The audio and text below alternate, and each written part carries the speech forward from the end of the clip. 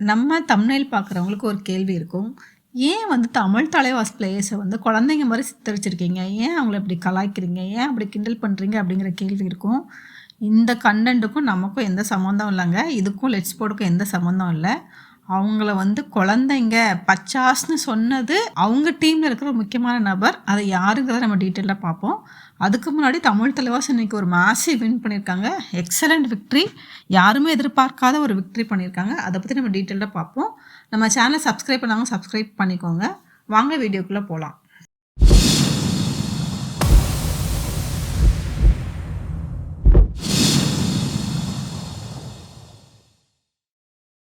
Hello friends, welcome to let's sport channel.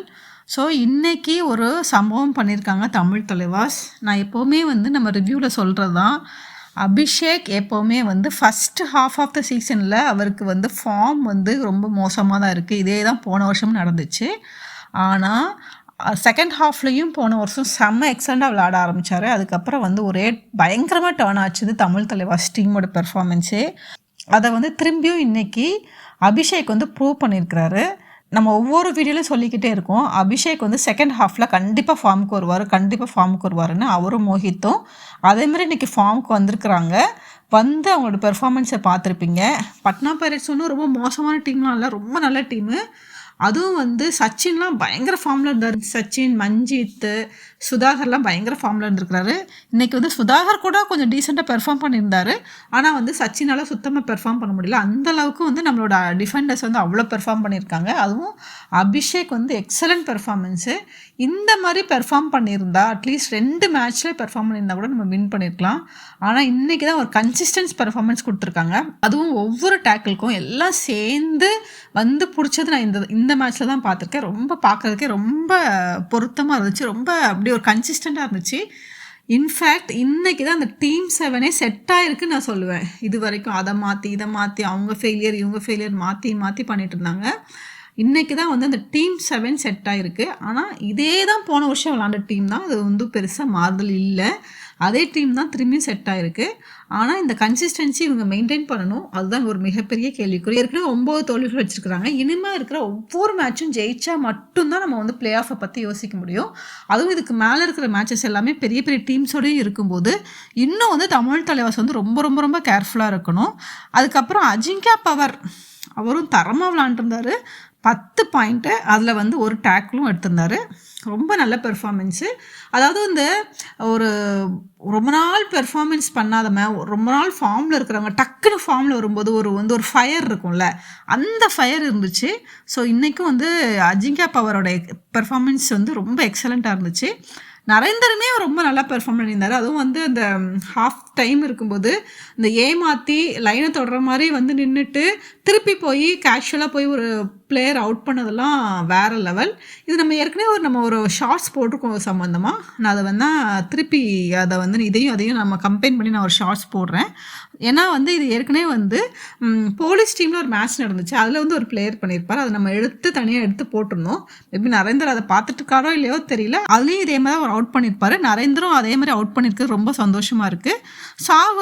சாகுலும் நல்ல supportive role பண்ணாங்க அபிஷேக்கு. Sagar 4 point, Shakil 5 point. ரொம்ப நல்லாவே பண்ணியிருந்தாங்க. சாகர் கூட இன்றைக்கி வந்து ஒரு சில இடத்துல தேவையில்லாமல் அவுட் ஆனார். ஆனால் சாகிலும் அபிஷேக்கும் எக்ஸலண்ட்டாக பெர்ஃபார்ம் பண்ணியிருந்தாங்க. ஸோ இன்றைக்கி தான் வந்து ஒரு கன்சிஸ்டன்ஸ் பெர்ஃபார்மன்ஸ்குள்ளே வந்து ரைடிங்கும் செட் ஆகிருக்கு. ஆப்போசிட் சைடில் வந்து கிருஷ்ணன் துல் வந்து பயங்கரமாக சொதப்பிட்டு இருந்தார். அவரால் வந்து ஐ திங்க் அவர் வந்து ஒரு டிஃபென்ஸ் தான், டேக்கிள் தான் நல்லா சரியாக பண்ணியிருக்காரு. இது எல்லாமே சொதப்பல்ஸ். அதுக்கப்புறம் சச்சினுக்கும் இன்றைக்கி கேம் செட் ஆகலை. ஏற்கனவே ஹார்ட் ஒர்க் பண்ணி விளாண்டதுனால இன்றைக்கி கேம் செட் ஆகலையான்னு தெரியல. ஆனால் வந்து சுதாகர் அதுக்கு வந்து ரொம்ப நல்ல ஈடு கொடுத்தாரு. 8 பாயிண்ட் எடுத்தார். அதுவும் வந்து சச்சினுக்கும் கேம் செட் ஆகலை, மஞ்சித்துக்கும் கேம் செட் ஆகாதப்போ இப்படி ஒரு பாயிண்ட் எடுக்கிறது சுதாகருக்கு ஒரு மிகப்பெரிய அட்வான்டேஜ். இதனாலே கண்டிப்பாக சுதாகருக்கு வந்து இந்தியன் டீமில் இடம் கொடுக்கணும் அப்படிங்கிறது என்னோட வேண்டுகோள், லெட்ஸ் ஸ்போர்ட்டோட வேண்டுகோள். ஏன்னா அவர் வந்து நல்ல வந்து 3rd ரைடராக இருக்கிறாரு. மற்ற டீமோட 3rd ரைடரையும் சுதாகரையும் கம்பேர் பண்ணி பார்த்தோம்னா, அதுவும் ஃபஸ்ட்டு 2 ரைடர் பெர்ஃபார்ம் பண்ணாதப்போ சுதாகர் வந்து பெர்ஃபார்மன்ஸ் எக்ஸலண்ட்டாக இருந்திருக்கு. அது வந்து இன்றைக்கி மேட்ச்சில் ப்ரூவ் பண்ணியிருக்காரு அப்படின்னு சொல்லணும். ஆகவே இன்னைக்கு வந்து தமிழ் தலைவாஸ் வந்து இனிமே ஃபியூச்சரில் கன்சிஸ்டாக பெர்ஃபார்ம் பண்ணுவாங்களா இல்லையாங்கிறது தெரியாது. இன்னைக்கு தமிழ் தலைவாஸ் ரொம்ப பிரமாதமாக பெர்ஃபார்ம் பண்ணியிருந்தாங்க. இதுக்கு முக்கியமான காரணம் அபிஷேக் ஃபார்மில் வந்தது ரொம்ப ரொம்ப ரொம்ப மகிழ்ச்சி. ஆனால் இதுக்கு முன்னாடி ஒரு கேம் நல்லா விளாண்டாரு, அதுக்கப்புறம் 2 கேம் நல்லா விளாடலை, அப்புறம் இப்போ ஒரு 3rd கேமோ 4th கேமோ நல்லா விளாடுறாரு. இதுக்கப்புறம் இவரோட பெர்ஃபார்மன்ஸ் எப்படி இருக்க போகுது அப்படிங்கிறது தான் தமிழ் தலைவாஸோட பிளே ஆஃப் தலைவிதி வந்து அவர் கையில் தான் இருக்குது அப்படின்னு சொல்லணும். ஏன்னா அவர் விளாட ஆரம்பித்தார்னா சாகுலுக்கும் அந்த ப்ரெஷர் இல்லாமல் போகுது, ரொம்ப ஈஸியாக அவங்க பாயிண்ட் எடுக்கிறாங்க. ஸோ வந்து ஒருத்தங்க வந்து நல்ல பெர்ஃபார்ம் பண்ணும்போது டீமுக்கு எப்படி மோட்டிவேட் ஆகுதுன்னு பாருங்கள். டிஃபென்ஸ் நல்லா விளாட ரைடிங்கும் வந்து ரொம்ப மோட்டிவேஷனாக இருந்துச்சு. இன்றைக்கி அஜிங்கா அப்பாவோட ஸ்பீடுமே நல்லா இருந்துச்சு, அவரோட அந்த அந்த டைமிங் சென்ஸ் எல்லாமே ரொம்ப நல்லா இருந்துச்சு, பார்க்குறதுக்கு ரொம்ப நல்லா இருந்துச்சு.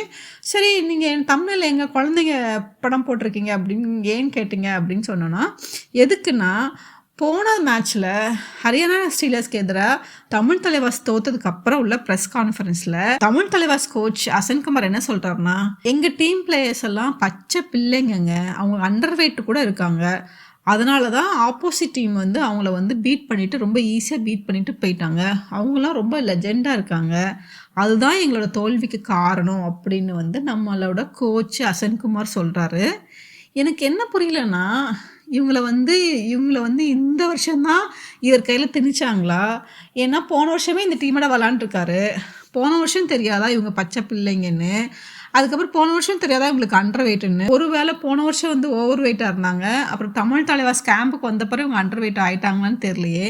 இந்த மாதிரிலாம் ஒரு கோச் சொல்கிறது எவ்வளோ இர்ரெஸ்பான்சிபிளாக இருக்குங்கிறது ஒரு மிகப்பெரிய கேள்விக்குறியாக இருக்குது. ஏலத்துலேயும் தமிழ் தலைவாஸ் வந்து மிகப்பெரிய பிட்டிங் பண்ணல, ஆஷு மாலிக் மட்டும் பயங்கரமாக பிட் பண்ணாங்க, ஆனால் அது வந்து செட் ஆகலை. ஆனால் மற்ற பிளேஸ்க்கு பெருசாக பிட் பண்ண மாதிரி தெரியல.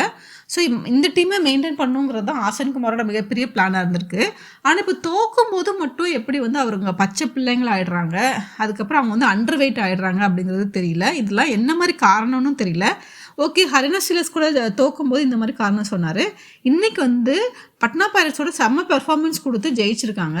அப்போ திருப்பி சொல்லுவாரா எங்கள் பச்சை பிள்ளைங்க வந்து ஜெயிச்சிட்டாங்க அப்படின்னு சொல்லுவாரா? இதெல்லாம் என்ன வே ஆஃப் லாங்குவேஜ்னே தெரில. இவரை தான் தமிழ் தலைவரோட கருப்புசாமின்னு நிறைய பேர் வந்து பாராட்டுறது வந்து கேட்குறதுக்கு இன்னும் வந்து கஷ்டமாக இருக்குது. எகெயின் இன்றைக்கி தமிழ் தலைவாஸ் ஜெயித்தது நம்மளுக்கு மிகப்பெரிய மகிழ்ச்சி. அதுவும் அபிஷேக்கும் நல்லா விளாண்டாங்க, சுதாகர் நல்லா விளாண்டாங்க. ஸோ இந்த தருணத்தில் நம்மளுக்கு மிக மகிழ்ச்சியாக இருக்குது. ஆனால் இதே ஃபார்மும் இதே டீம் ஸ்பிரிட்டும் இதே பிளேயிங் 7 அப்புறம் இதே டைமிங் சென்ஸு இதோட கான்ஃபிடன்ஸ் வந்து மெயின்டைன் பண்ணணும்னு நம்புகிறோம். உங்களோட ஃபீட்பேக்கை சொல்லுங்கள். நீங்கள் உங்களுக்கு அபிஷேக் பெர்ஃபார்மன்ஸும் சுதாகர் பெர்ஃபார்மன்ஸும் எப்படி பிடிச்சிருந்துச்சி, தமிழ் தலைவாஸ் பெர்ஃபார்மன்ஸ் எப்படி இருந்துச்சு, அதுக்கப்புறம் ஆசன்குமார் சொன்னது சரியா, தன்னோட டீம் பிளேயர்ஸை வந்து அவங்க சின்ன பிள்ளைங்க பச்சை பிள்ளைங்க சொன்ன கமெண்ட் சரியா அப்படிங்கிறதையும் கமெண்ட் பண்ணுங்கள். நன்றி, வணக்கம்.